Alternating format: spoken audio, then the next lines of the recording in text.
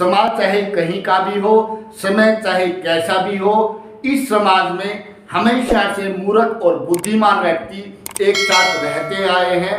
इन बुद्धिमान व्यक्तियों ने समाज के मूर्ख व्यक्तियों के ऊपर सदा ही शासन किया है। अब बात करते हैं इस समाज में कितने प्रतिशत लोग बुद्धिमान हैं और ये जो बुद्धिमान व्यक्ति होते हैं समाज के मूर्ख व्यक्तियों को कैसे पहचानते हैं। इसी टॉपिक को लेकर मैं मुकेश सांगवान आप सभी का चेतन ज्ञान चैनल में स्वागत करता हूं।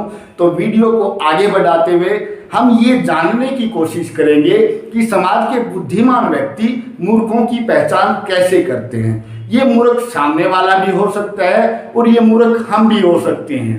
अब बात करें प्रतिशत की, तो इस समाज में जो बुद्धिमान व्यक्ति होते हैं वो 10% से भी कम होते हैं, और जबकि ये समाज मूर्खों से भरा पड़ा है, यानी कि 90% से ज़्यादा लोग इस समाज में मूर्ख होते हैं। अब बात आती है कि बुद्धिमान व्यक्ति मूर्ख व्यक्ति को कैसे पहचानता है। सीधा सा उत्तर है, बुद्धिमान व्यक्ति को कोई भी बात समझानी हो या बतानी हो तो उसको तुरंत वो बात समझ में आ जाती है, और वही बात यदि मूर्ख को समझानी पड़े तो काफ़ी समय लग जाता है।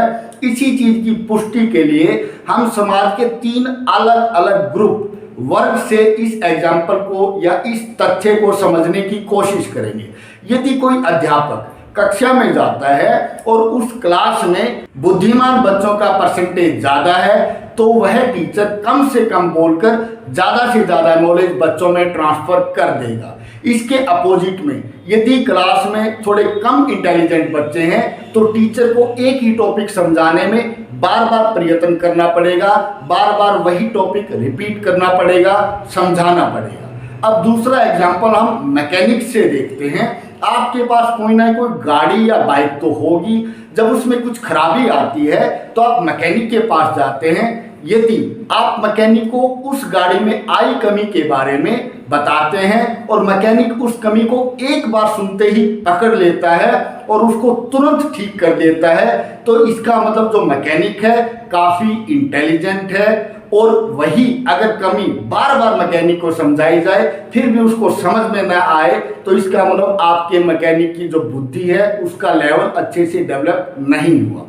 अब जो तीसरा एग्जाम्पल है ये हम पॉलिटिक्स से लेते हैं।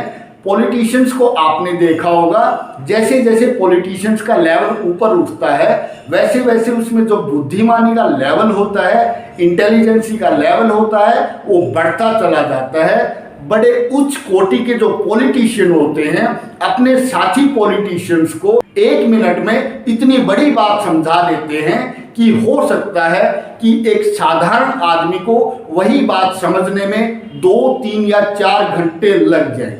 इसी बात को जो पॉलिटिशियन है आधार बनाते हैं कि सामने वाला मूर्ख है या नहीं।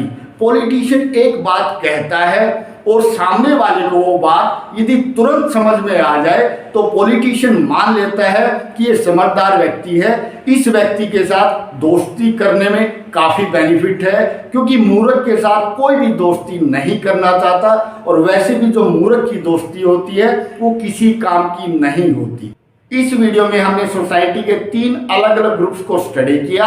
एक ग्रुप स्टूडेंट्स का था, दूसरा मैकेनिक्स का था और तीसरा पॉलिटिशियंस का था।